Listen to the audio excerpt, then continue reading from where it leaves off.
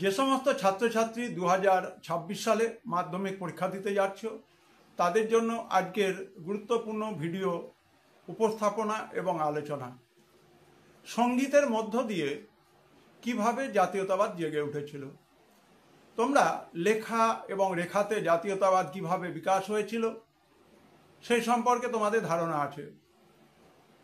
আমাদের পশ্চিমবঙ্গ মধ্যশিক্ষা পর্ষদ এবং যারা বই রিভিউ করেন, বিশেষজ্ঞ শিক্ষক শিক্ষিকা মহাশয় এবং মহাশয়াগণ, তারা যে সমস্ত বইগুলোকে ছাড়পত্র দিয়েছেন এবং তোমরা তোমাদের বিদ্যালয়ের বিষয় শিক্ষক যারা বইগুলোকে তোমাদের জন্য অনুমোদন করেছেন, মনোনয়ন করেছেন, সেগুলোর সব ক্ষেত্রে পাঠ্যসূচি অনুযায়ী সেখানে কিন্তু বিষয় বিন্যাস নেই। যেমন সঙ্গীতের মধ্য দিয়ে কিভাবে জাতীয়তাবাদ বিকাশ ঘটেছিল, সেক্ষেত্রে আমাদের কান্তকবি রজনীকান্ত সেনের কথা রয়েছে, কিন্তু সে বিষয়ে একটু বিস্তারিত কয়েকটি বাক্য ব্যয় করা সেটা কিন্তু নেই। তোমরা মায়ের দেওয়া মোটা কাপড় মাথায় তুলে নেড়েভা এই গানটির কথা জানো।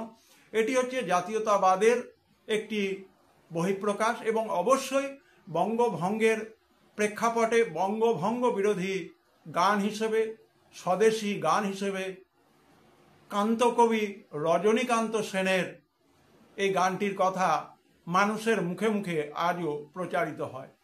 আমরা সরলা দেবী চৌধুরানীর কথা জানি।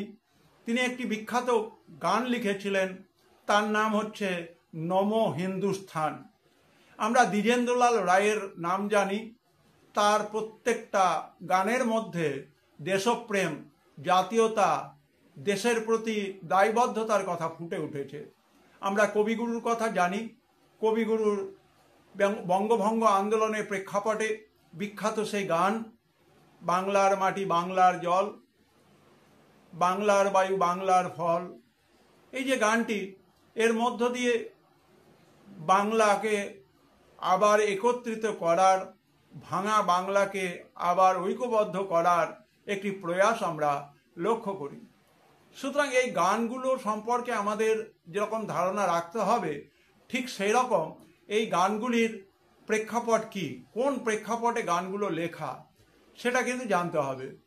আমরা সেভ